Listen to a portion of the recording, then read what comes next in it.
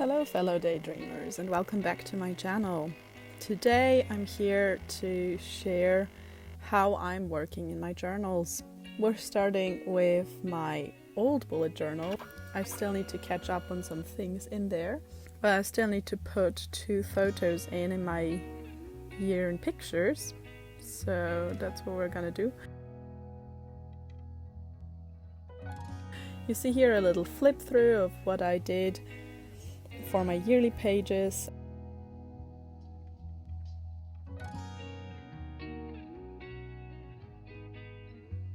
That's so satisfying, my life in pixels, to see it full like that.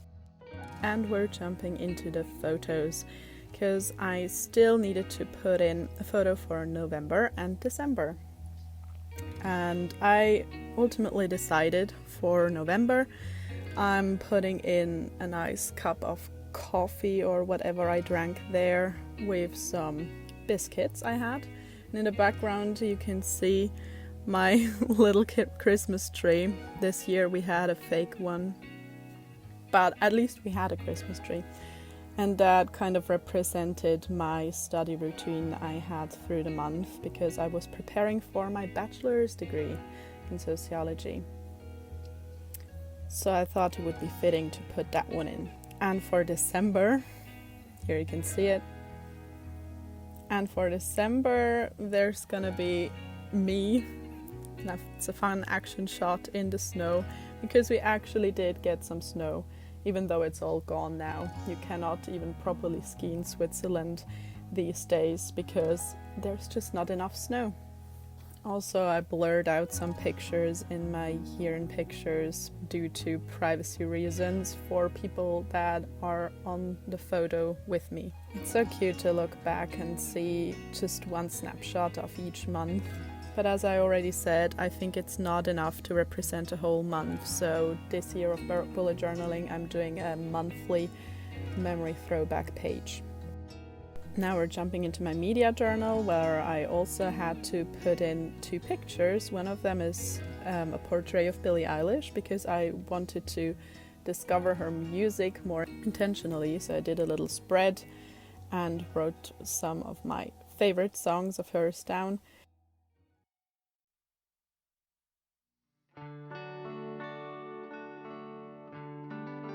And I've also been reading the second volume of the Twilight Saga, so I'm just putting in the cover on this page where I gather inspirational quotes from the books and what happened. It's kind of like the spread of another book I read called Belonging. Now we're going back into my bullet journal, my 2023 bullet journal, and I'm crossing things off my to-do list or migrating tasks because I haven't checked in with my bullet journal for one day because I was quite busy with carnival preparations, and I also forgot to add my lenses to my Scotland packing list, so I did that now. And now I'm on my mood tracker. I'm coloring in.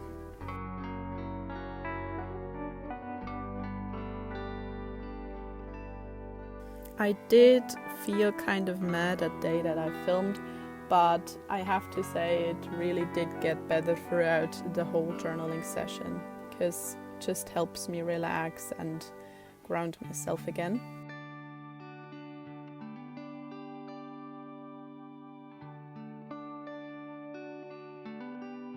I'm referencing back to my projects list to see how I want to divide my tasks in my dedicated project spread. And I'm also labeling in the habits. And here you can see me dividing all the different sources of literature I have to work through for one of my papers. So I'm just labeling every single one of them down so I can fill in those little dots once I've read a certain text, and that's very satisfying. And I'm also thinking about the deadlines when I need to finish what, and also writing that down. So I can reference it whenever I do a weekly setup and then divide the little tasks into specific days.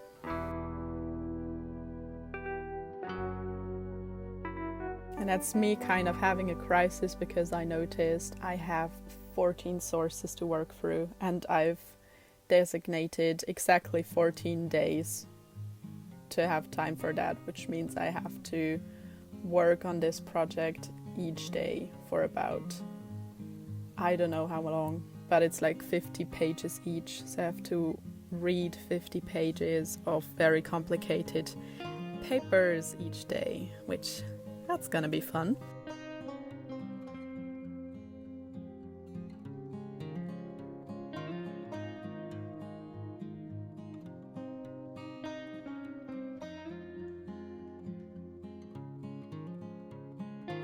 And here you can see I finally completed my vision board. I really like it.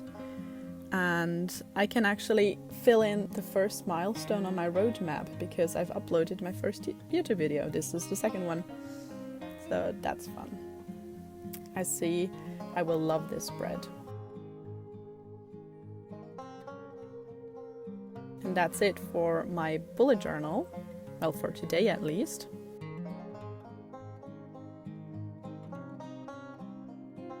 And then we're going into my 5-year journal, which this idea I have from JashiiCorrin as well here on YouTube.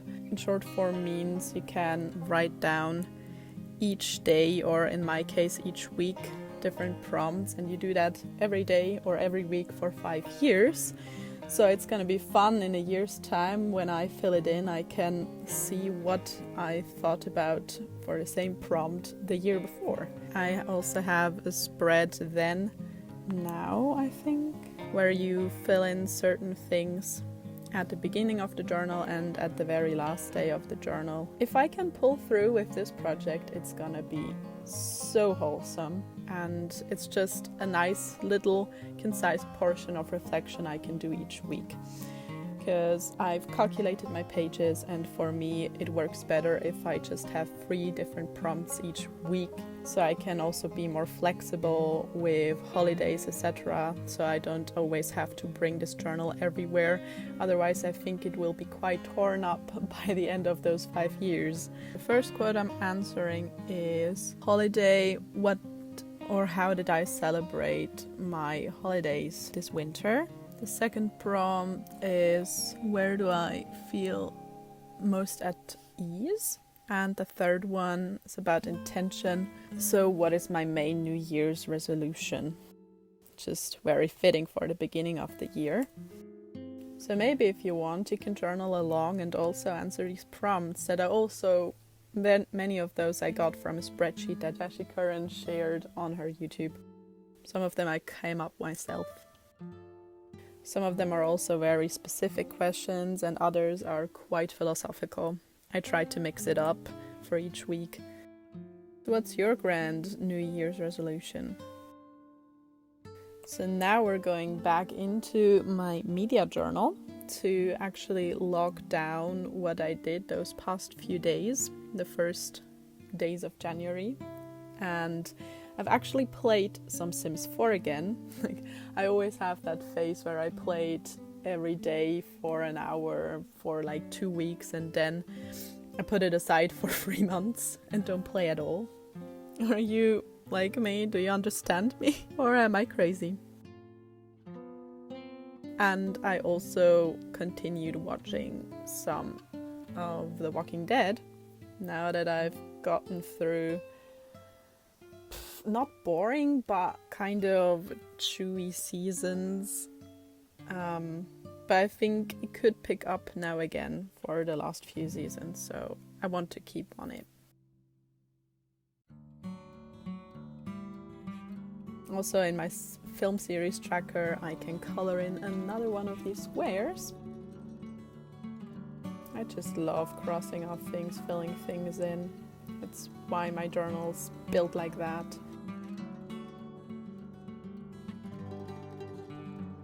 And I'm now wanting to do another creative spread like these two you see that I do for series or movies. And the movies we're tackling today are the two Avatar movies, because I recently watched the second one in the cinema. I'm trying to keep this all spoiler free, by the way. I'm just mentioning things you can probably also see in the trailer already. And Avatar 1, if you haven't seen it, it's been a couple of years, so I don't think those are spoilers anymore. Otherwise, feel free to skip ahead. So I'm stamping out the two titles with my funny little letter stamps, and I am labeling the subtitles, which actually I think in the English version Avatar 1 doesn't really have a subtitle, but in the German one it would be like Voyage to Pandora. So to keep it coherent with the second one, The Way of Water, I wanted to add a subtitle for my inner monk. Okay.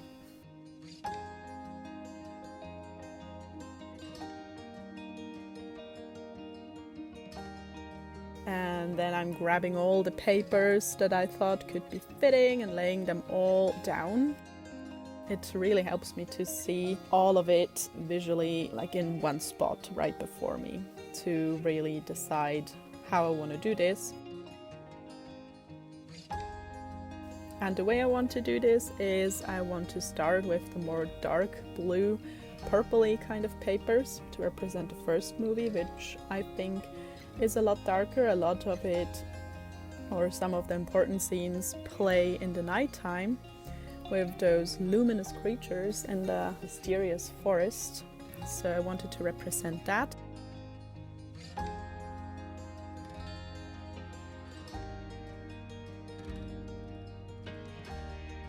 And you're gonna see the second page is gonna be much more turquoise, aquamarine, because it is more water themed, of course, because they're visiting a new area where there is the ocean. So you see me ripping up some papers.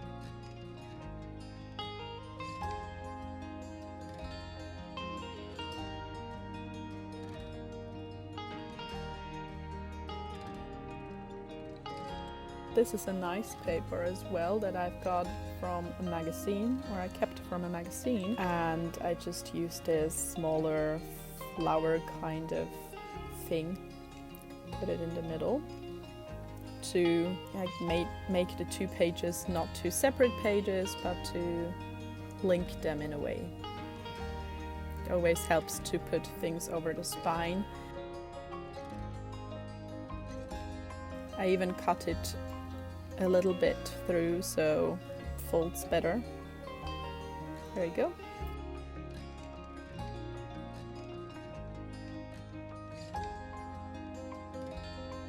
Some washi tape. I like mixing all my media nowadays because I have a lot, so there's gonna be colorful paper, washi tape, stamps, some stickers. Those are really nice stickers I got, and this flower just spoke to me. It reminds me of the flowers you saw in the movie. So I layered that over it, and then I have those fun butterfly and flower stickers that I want to scatter around the page. So I'm predominantly now working on the left side, slowly working over to the right side. Also here the purples and blues, of course. And the only thing I keep in mind is that I want to add some writing at the end, so I'm gonna leave a bigger portion of blank space for now in the center of the two pages. There's a nice fern stamp.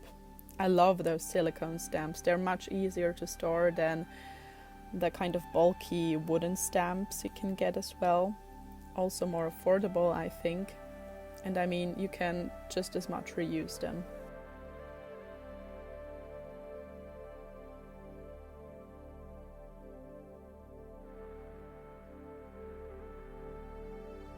And there's a second little fern there. And now I'm working on another middle piece to bind them together. And since I thought the forest Navi are kind of, and also the avatar of Jake is this dark blue color, I wanted to reference that in this blue piece. And now I'm going over to work on the right side and add more turquoise papers. I like this nice, like flowy watercolor paper, especially for that side because it reminds me of water. Very fitting for the second movie, of course.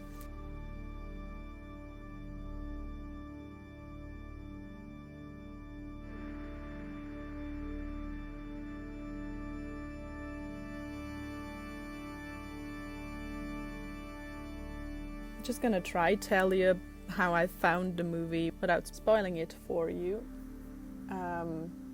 Again, of course, visually it is just beautiful. I'm not sure if we really had to wait for this many years for the second movie to come out, but I mean, I still gladly watched it. Sometimes I watched it in 3D, and sometimes there was a bit of motion sickness that kicked in, but it wasn't too bad. So it was still nice and really like let you zoomed you into this world.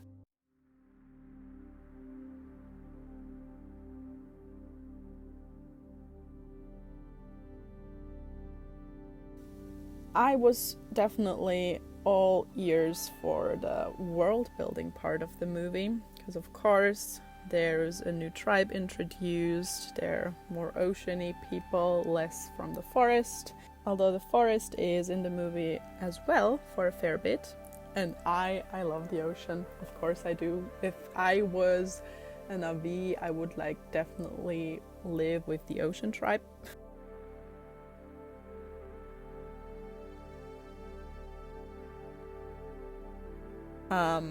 And of course there's new creatures, new people. There's some like racial conflicts they tried to put in there, which I thought was interesting to see. Didn't think that would be occurring, but it did.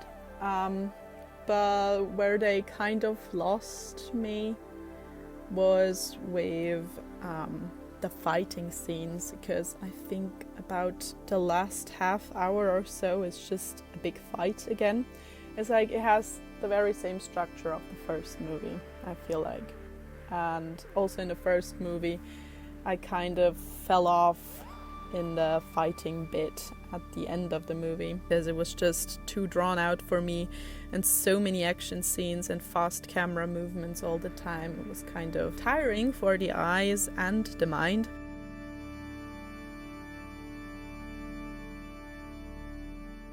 But I was definitely here for towards the end of the movie. There is a real badass scene with Neytiri. We can really look forward to that one, but I'm not gonna say more.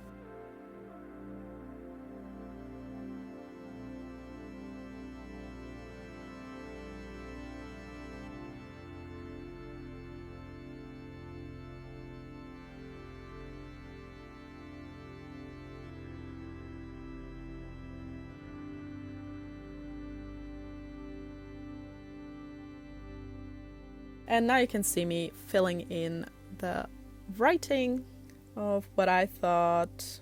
It's just, for the most part, I try to reflect on my experience and think about central themes that this media brought to me, or how it helps me in my personal development, such things, but also just on the aesthetic level, because I love filmmaking. I'm kind of a geek in that way.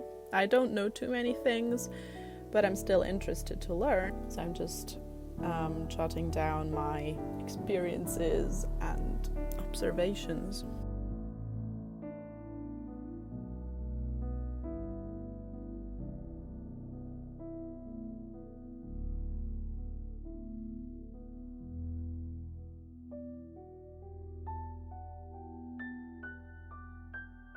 If you've seen the second movie, how did you like it? Okay, let's chat in the comments down below.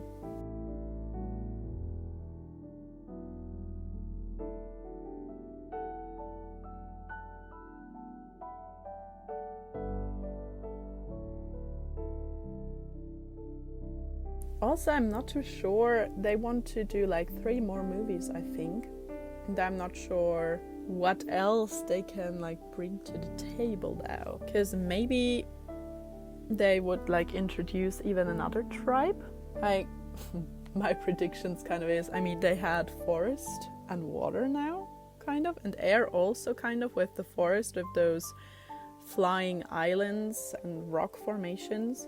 Next they would have to bring in like fire or earth, so maybe if there would be another tribe, they would go to like a cave or a volcanic tribe kind of thing. I think that would visually be quite fun with all this dark and then fire, bright orange contrast.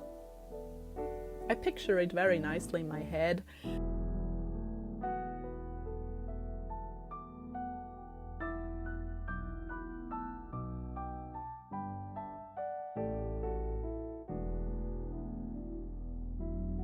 I mean, there's also some personal development of the younger characters coming, I hope.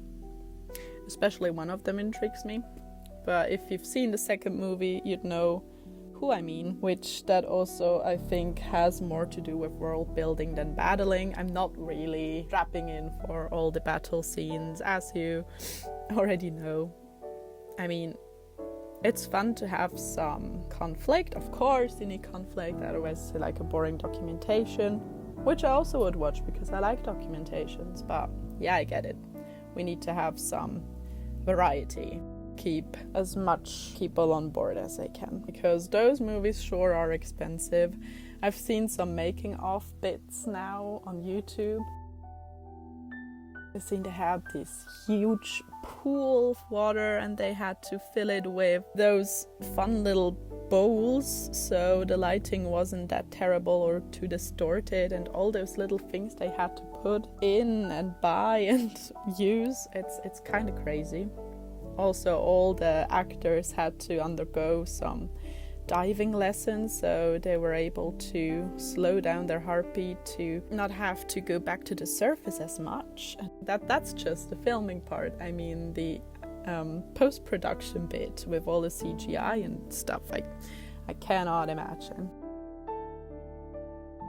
But I'm pretty sure if the other movies come out, I'm probably also gonna watch them in the cinema. I highly recommend you watch it in the cinema, because I don't think my TV at home can actually depict this resolution anymore, because it's like old. So I think if you're here for the visual part, which does a lot for the movie, I'd say you should definitely watch it in the cinema.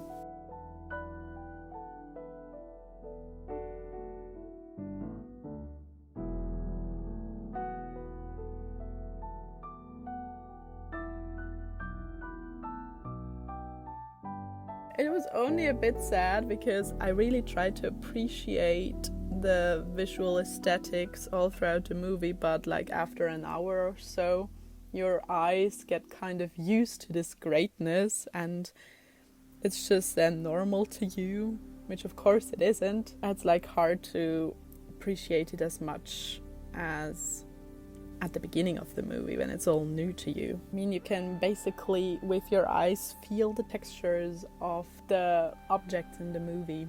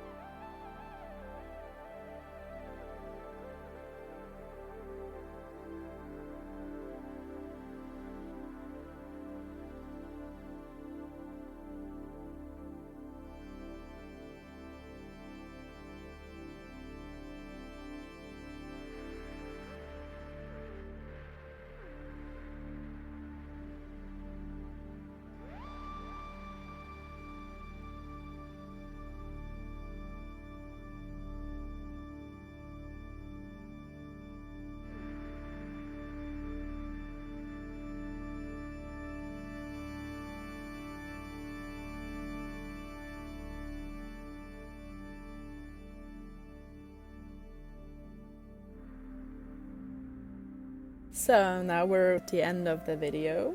This is the last thing I did, and I hope you enjoyed the journey, maybe even journaled along. I'm planning on doing some of those journal flows a couple of times more this year, so stay tuned for more videos of this format. If you're on board for more content like this, please subscribe and stay hydrated. Bye!